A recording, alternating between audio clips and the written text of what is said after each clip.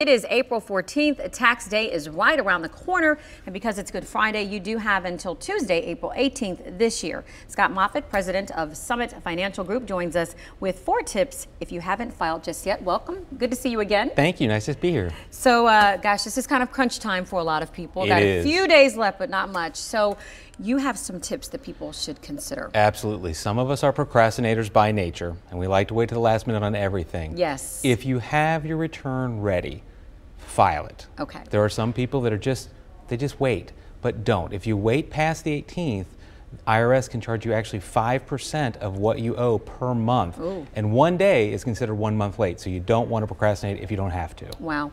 And the second tip is? The second tip would be if you do need to file an extension, make sure that you actually file Form 4868. It's not an automatic extension. You have to actually file the form, and you will be granted 6 months. The good news is in Ohio, Kentucky, and Indiana, you do not have to file a separate state form.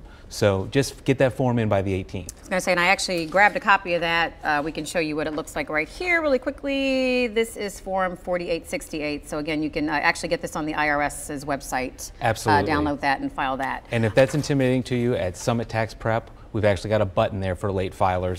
They can click that. And the third piece of advice? The third piece of the advice is just because you file the extension doesn't alleviate you from the tax burden that is due on the 18th. That is good to know, because people think that they've got the extension, they don't have to pay the taxes right away. But if you owe something, you do have to pay. That's right. So if you don't know exactly what you owe, your best guideline is to pay in at least what you paid or what you owed last year. That's a good starting point. That's right, and that's an estimate. So, but it's better to pay something than nothing at all and still have the cumulative effects of owing on that penalty because for you don't not want filing to, on time. Yeah, you don't want to incur the penalties and taxes associated with late filing. Right. And then what is the fourth piece of advice that you have? The fourth piece is if your tax situation is a little bit more complicated, filing an extension can actually be a good thing. It gives you the opportunity to take some time, make sure you've got all your records and documents straight, make sure you're taking advantage of all of the tax reduction strategies that might be available to you.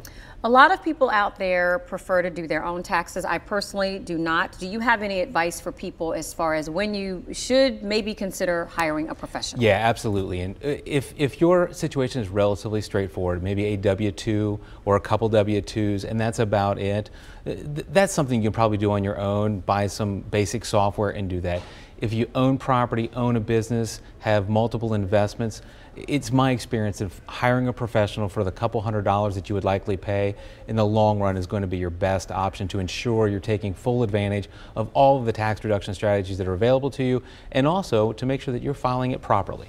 All right, Scott, so basically if you're ready to file, go ahead and do it. If you need an extension, do that very quickly. If you owe anything, pay a little something.